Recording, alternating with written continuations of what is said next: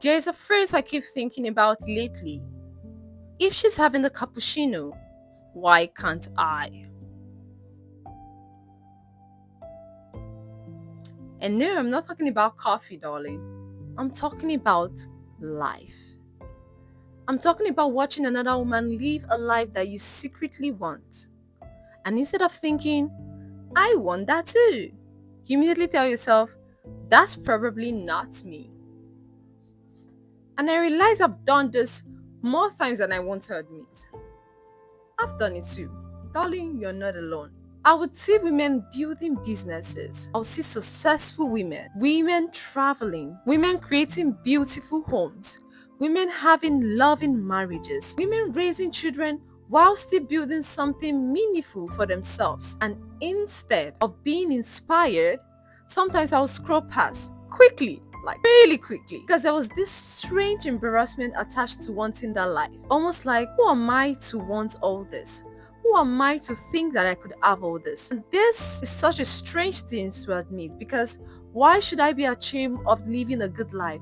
Why should I be ashamed of wanting a beautiful life? Then I started asking myself, where did I even learn that I had to choose? Where did I believe that if I wanted to become successful, ambitious, and financially independent, I might have to sacrifice love? Yeah. Why did I think that if I wanted a peaceful family, I couldn't also build an empire?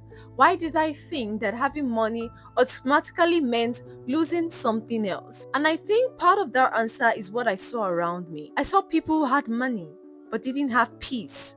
I saw people who had loving, beautiful families, but they were struggling financially. I mean, growing up, Nollywood would even help me. If you're a businesswoman, a career woman, you can't keep your marriage or you can't have a good family. I saw people working incredibly hard just to survive. So even without realizing, I created a mental formula. Money or love, career or family, ambition or peace, success or happiness. And maybe you've done the same thing. Let me ask you something. What if some of the things you've decided are impossible for you are only impossible because you have never seen them happen close? Think about that. Because eventually, I started seeing something different. I started noticing women who were building incredibly careers and businesses while also building beautiful, amazing, loving families. Women who were ambitious, women who traveled, women who had loving partners, women who had children, women who were successful without apologizing for wanting more. And something clicked in me. I thought, wait a minute, maybe I don't have to choose. Maybe the problem wasn't the life I wanted didn't exist. Maybe I just hadn't allowed myself to believe it could exist for me. If she's having the cappuccino. And that's where my little cappuccino analogy came from. Because if she's sitting there enjoying the cappuccino, why am I standing beside her thinking maybe cappuccino isn't for people like me? Why? Go get your cappuccino, baby, because cappuccino is for all of us. She's having it. Why can't I? Why can't you? Obviously, I'm not saying you should compare your life to someone else. I'm definitely not saying that life has to look the same. I'm saying stop using everybody else's success as an evidence of your own inability. If somebody else has built something you admire, let it show you that the thing exists, not that you're excluded from it. Now, there's another side of this, because saying, I can have it all, I can have the cappuccino, doesn't mean sitting on your bed waiting for someone or everything to magically appear. No, I'm not waiting for somebody to give me wealth. I'm building something. I'm learning. I'm working. I'm growing. I'm developing myself. I'm becoming financially independent. I'm building my career.